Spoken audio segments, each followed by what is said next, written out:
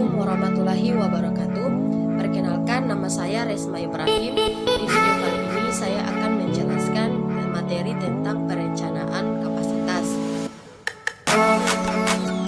Perlu kita ketahui bersama bahwa kapasitas adalah suatu tingkat keluaran suatu kuantitas keluaran periode tertentu dan merupakan kuantitas keluaran yang mungkin selama periode waktu itu.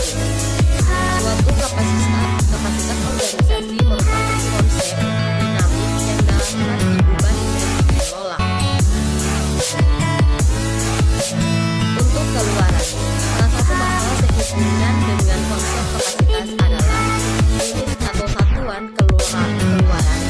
Proyek pabrik ban mobil menghasilkan berbagai macam ukuran, sehingga bila kapasitas perusahaan dinyatakan dalam jumlah ban adalah mendua dan tidak jelas, atau dengan kata lain unit-unit produksi adalah tingkat homogen.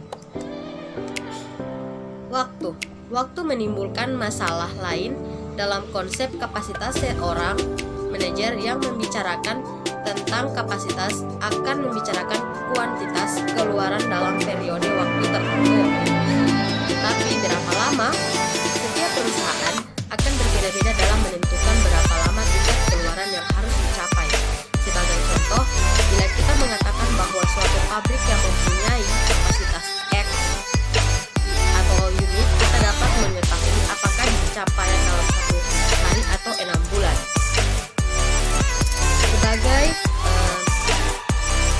Selanjutnya, perencanaan kebutuhan kapasitas.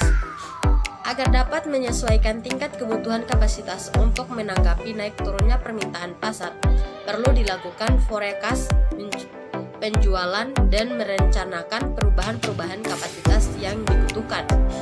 Bila hal ini tidak dilakukan, perubahan-perubahan cenderung terjadi tiba-tiba dan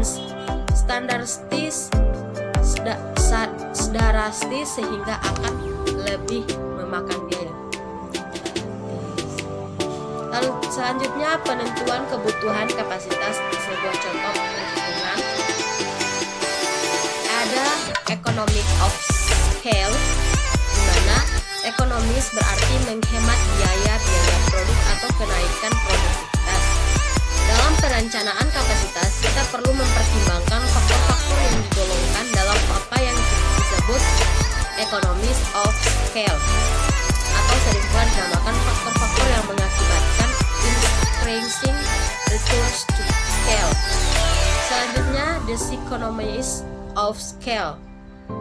Diseconomies of scale atau decreasing returns to scale mencakup faktor-faktor yang bekerja di baliknya, yaitu bila skala perubahan terus semakin besar, maka mulai pada suatu tingkat produksi tertentu ada kemungkinan timbul penurunan produktivitas atau kenaikan biaya produksi. Selanjutnya, analisis break-even dan kapasitas. Analisis break-even digunakan untuk menentukan berapa jumlah produk atau dalam rupiah atau unit keluaran yang harus dihasilkan agar perusahaan minimal tidak menderita rugi. Break-even. Analisis ini merupakan peralatan yang berguna untuk menjelaskan hubungan antara biaya, penghasilan dan volume penjualan atau produksi, sehingga banyak digunakan dalam menganalisis masalah-masalah ekonomis manajerial. Selanjutnya, terhadap hambatan-hambatan dalam penggunaan analisis break-even. Analisis break-even harus digunakan dengan hati-hati karena banyaknya asumsi yang dibuat. Pertama, sulit untuk memisahkan biaya-biaya variabel dalam banyak operasi. Sering hal ini hanya merupakan estimasi kasar. Kedua, biaya variabel tidak selalu konstan seperti garis lurus ditunjukkan bagian break-even point. Learning curves and kapasitas. Kapasitas pelaksanaan pekerjaan suatu organisasi biasanya mempunyai karakteristik yang selalu berubah. Perubahan kapasitas ini mungkin akibat penambahan atau pengurangan peralatan sehingga menciptakan tingkat-tingkat kapasitas baru atau akibat perubahan kapasitas manusianya. Selanjutnya, kapasitas dan schedule produk induk. Produksi untuk pesanan.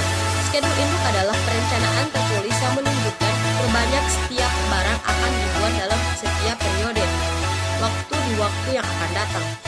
Secara ideal, setelah schedule dibuat hendaknya tetap untuk waktu yang akan datang sehingga produksi dapat berkembang. Dalam kenyataannya, bagaimanapun juga schedule induk biasanya diubah setiap waktu untuk menyesuaikan dengan perubahan kondisi.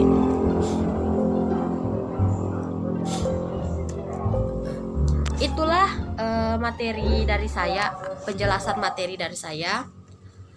Sekian, wassalamualaikum warahmatullahi wabarakatuh.